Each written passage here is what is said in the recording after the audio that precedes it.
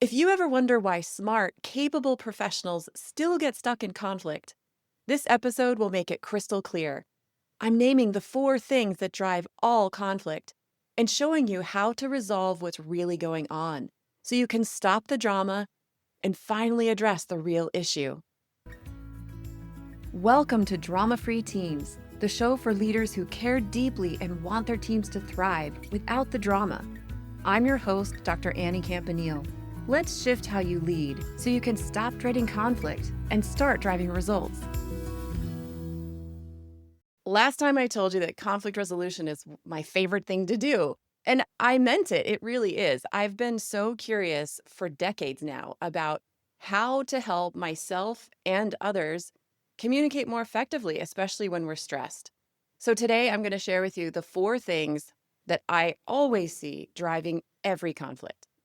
Once you understand these 4 drivers of conflict, you're going to see them showing up all around you, and it's going to be a lot easier for you to pause, get a better understanding of what's going on, and then communicate with someone else.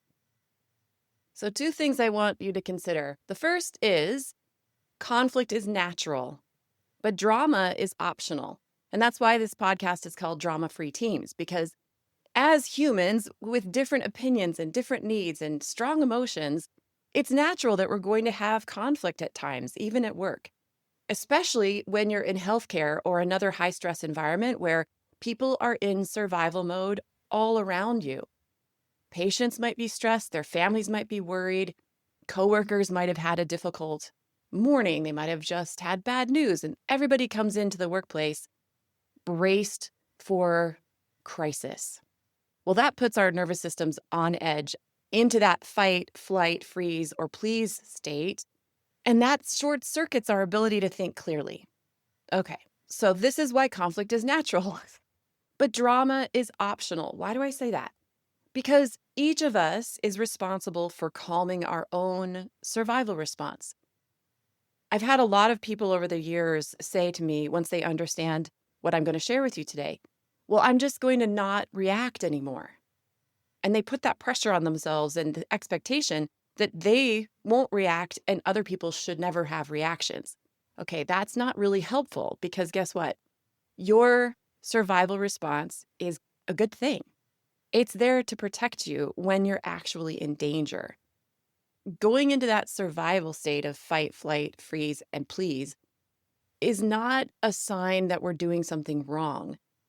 I do believe, though, that if we don't pause, connect to our body, like I've shared in probably every episode, to calm the nervous system, then it's really our doing, it's our creation, the conflict that occurs after that. And you might be listening thinking, well, okay, I know, but what am I supposed to do about that? Feel worse about myself? No, please don't feel worse about yourself. We're all so hard on ourselves most of the time. If you find yourself going into reaction, if you shut down, if you lash out, if you find yourself saying yes when you really wanted to say no, those are all just signs that you're trying to protect yourself. So step 1 is to calm your survival response by connecting to any of your 5 senses. Take a breath, feel your feet on the floor, look around you. Then you can get curious. You can get curious about, well, what is this really about for me? If you feel really stressed or really worried or really scared or really angry, there's probably something going on beneath the surface that's deeper than whatever just occurred between you and another person. All of this is illustrated on my drama-free communication iceberg, and I'm putting a link in today's show notes so that you can download that image in case you want to remember, oh, right, I'm lashing out, I'm shutting down. Let me pause and get curious. What is this about? So that I can stop the drama and resolve the conflict. I really like an iceberg as a metaphor because, as you might know, 90% of the volume of a real iceberg is below the waterline. And so what we look at when we see an iceberg in nature, it might seem massive and eye-catching, and we might find ourselves visually exploring it and thinking, oh, this is amazing. I could spend years investigating this iceberg, but we actually aren't looking at the bulk of it. The same is true in communication, and especially when I coach leaders, I find when people aren't getting along or when the leader is frustrated that their expectations aren't being met and they're not sure how to communicate differently, they tend to focus on what's above the surface of that drama-free communication iceberg, which is words, actions, and reactions, the things that are observable. I can look around in any room. I can look around at the grocery store and probably see when somebody is in an emotional reaction. I can observe words, I can observe actions. And, when you find yourself angry at someone, do you notice that you think about what they did and what they said? And then your mind probably assigns meaning to that. You probably decide what they meant or why they said it. That's totally natural, but it isn't super helpful because we're basically exploring the top of the iceberg when we do that. So let's say you're driving as you listen to this podcast, and all of a sudden, somebody cuts you off in traffic. What do you experience? What do you notice in your body? What happens in your mind? That's an example of the top of the iceberg. So for me, if I'm cut off in traffic, and by the way, I used to live in Denver and Austin, cities with a lot of traffic. I got cut off in traffic a lot. So I had a lot of practice, a lot of time to think about this as I was calming down from my initial reaction, which was not to wave and say, hey, thanks for that. I hope you're having a great day. If you're like me, when you're cut off in traffic, you probably feel a jolt of energy, and you might instantly feel angry or really scared.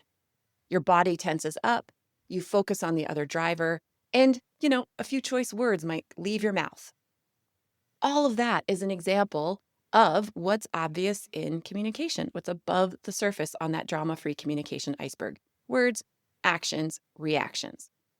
If we get curious, if we say, okay, I understand conflict is natural, but drama is optional, and I don't want to sign on for drama anymore. Well, the next step is to get curious about what's below the surface inside of you.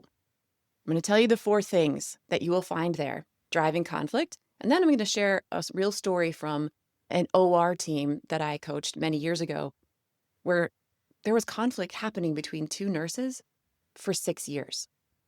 And we finally resolved it. So first, the 4 things that drive all conflict. Deeper feelings. Deeper feelings refers to unresolved emotions from previous events. Now, these events might not have anything to do with the workplace.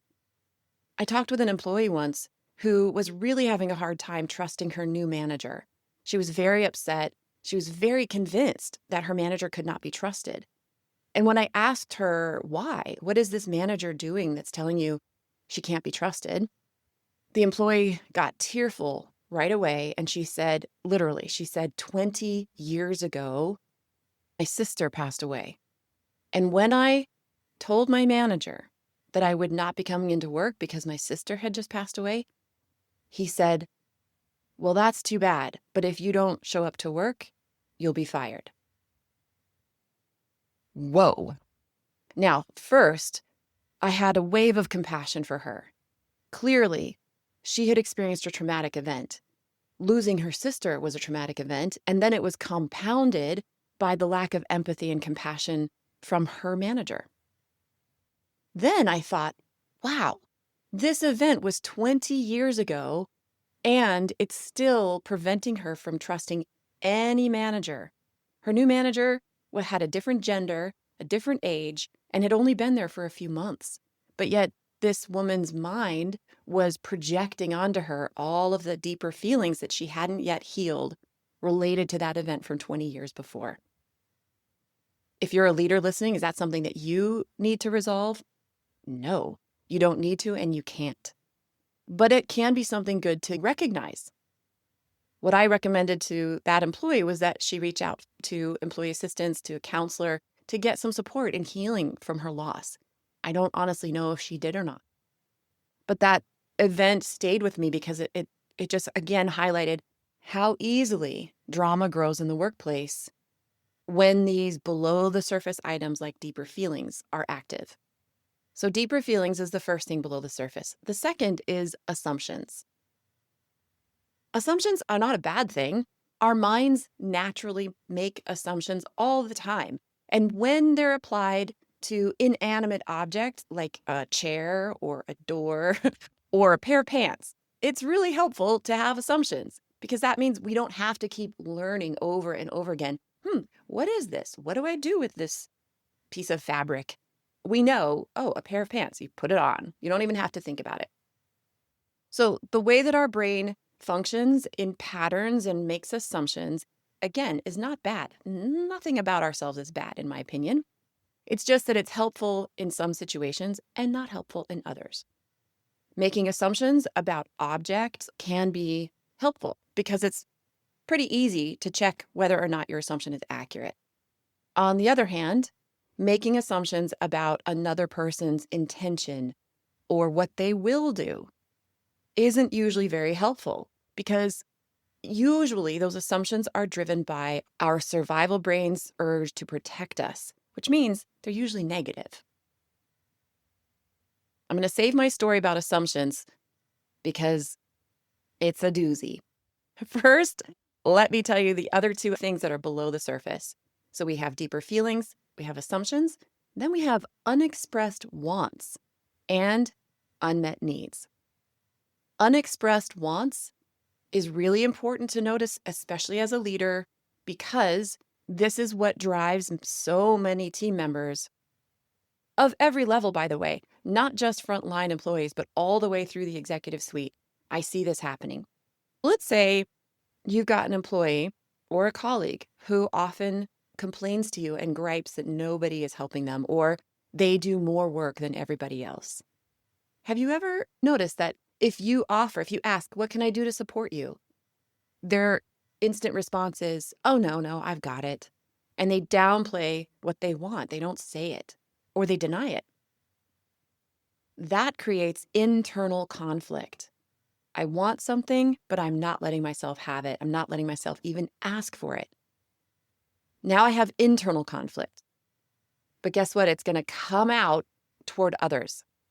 This is why when you have that employee who might be a high performer, sometimes they're not, but sometimes they might be a really top performer. And on the outside, it seems like they're content with their work. But inside, they might be complaining and griping about their colleagues, saying, why doesn't anybody help me? I'm the one that does everything around here. They get more and more irritable, and eventually that drama is going to come out and affect the dynamics on your team. So again, we have deeper feelings, assumptions, unexpressed wants, and the last one is unmet needs. As a leader, I want you to hear me. It is not your responsibility to meet every need of your employees, nor is it your prerogative. You can't do it.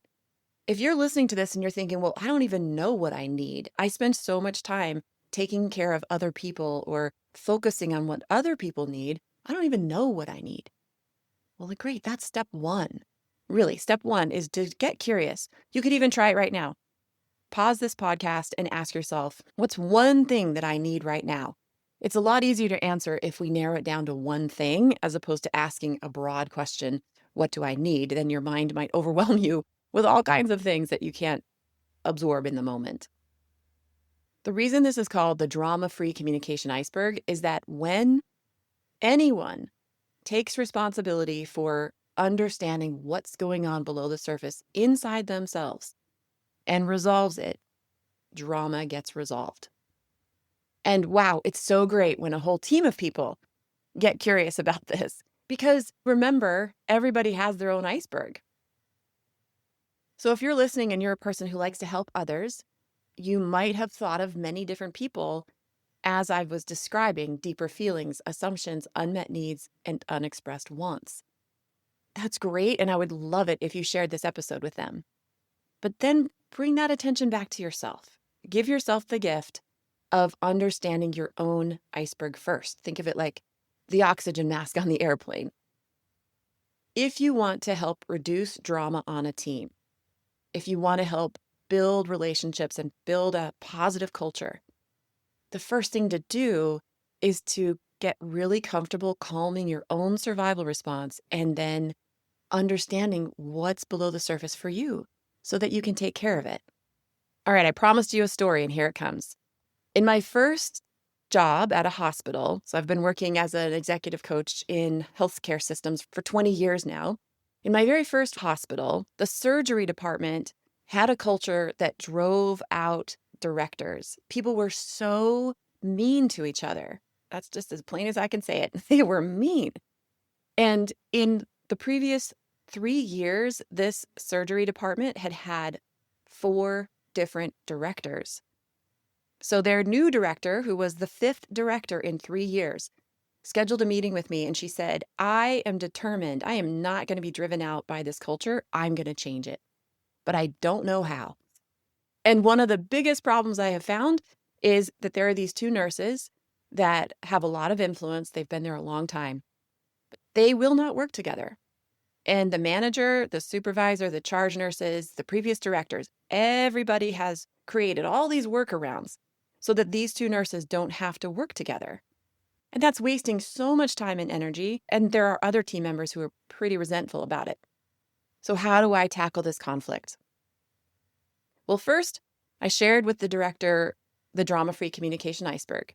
And we created a plan where I would facilitate conflict resolution for these 2 nurses and include the director.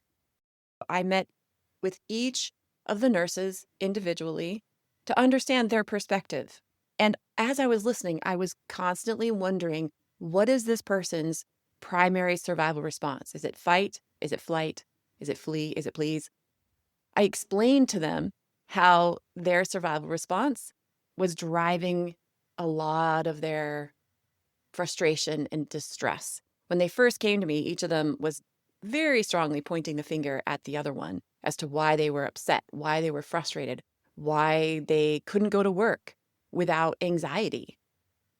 Nobody was happy in this situation, and it was high time for it to end. So we all got together, the 2 nurses, their director, and myself, and we talked about the 4 things that are under the surface of that drama-free communication iceberg. Guess what we found out? For 6 solid years, each of those 2 nurses had been functioning with a different assumption about what was expected related to bedside report. One nurse had the belief that he was supposed to write all of the patient notes in the chart and read all the patient notes in the chart before handing off with another nurse. And so then at the bedside, he thought it was supposed to be a very brief handoff. The other nurse, she thought she was supposed to read those notes, but then at the bedside, review every single note. Very different expectations. He thought she was trying to make him look bad by going through all the notes at the bedside and catching him if he forgot something. She thought he was trying to control her and tell her what to do and silence her by telling her, hey, just read the notes in the chart. That's why I wrote them there.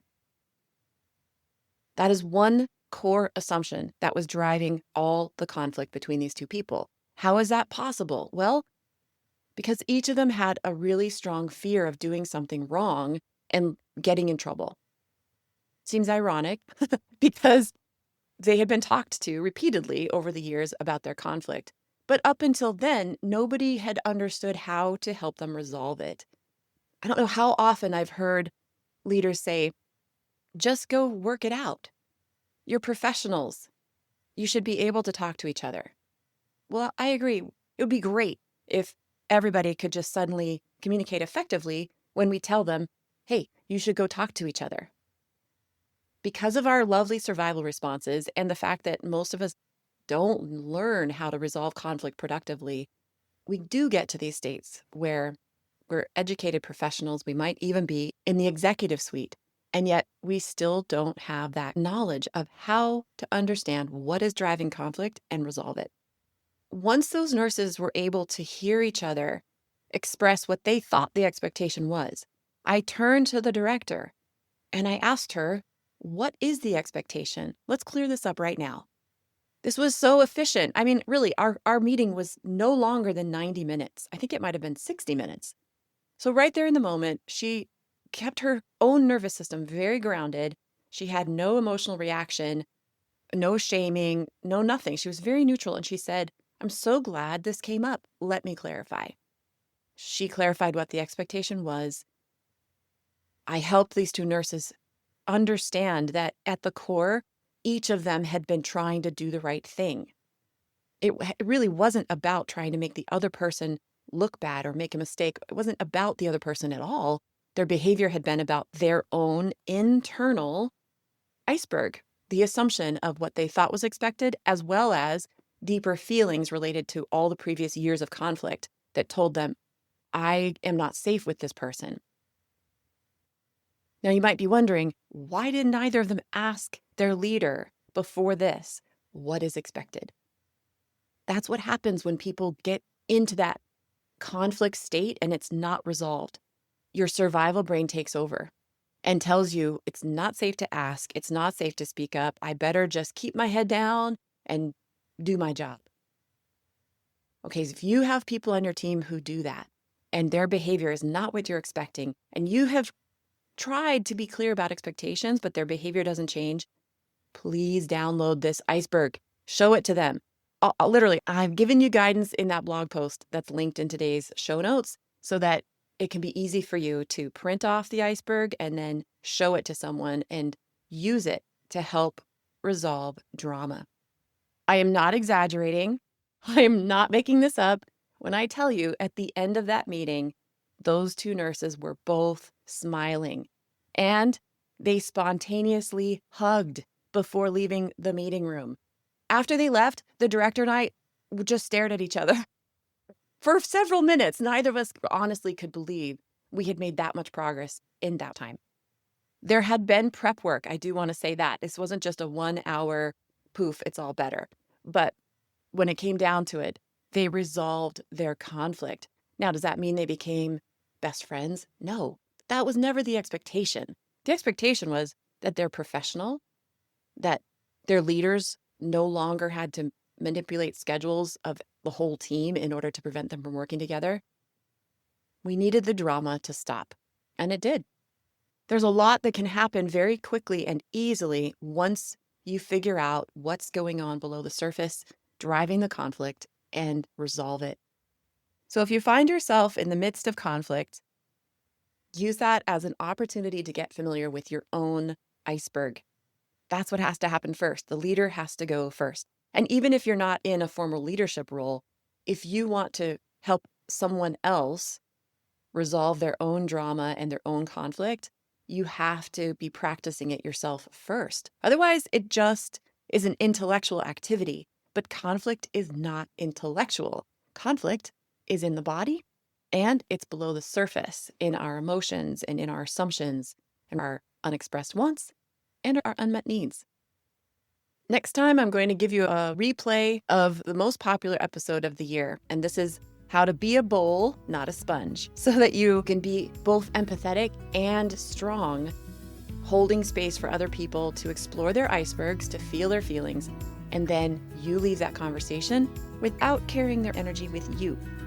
Until then, I'm Dr. Annie Campanile reminding you that thriving in leadership is possible and you don't have to do it alone. See you next time.